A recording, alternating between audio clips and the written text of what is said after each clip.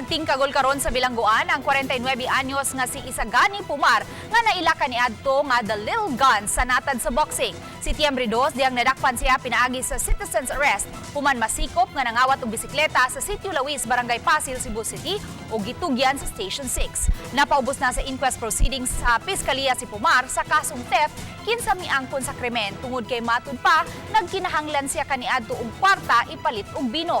Sulod sa bilangguan, gipadayag ni Pumar ang iyang pagbasol sa gidangatan siyang kinabuhi karon nga naguba tungod sa bisyo. Nabantog siya kaniadto sa natad sa boxing diin nakaabot na siya sa Estados Unidos ug nakaatbang na niya ang mga bantugan nga mga boksingero.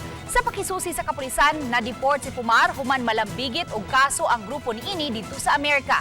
Giangkon usab niya nga nahasubay siya sa hiwingdan dihang nagbase siya sa Amerika uban ang iyang pamilya. Sa gayon nga mahatagan siya og kahigayunan nga makagawas, ipaambit matud pa niya ang iyang katakos sa boxing ngadto sa mga batan.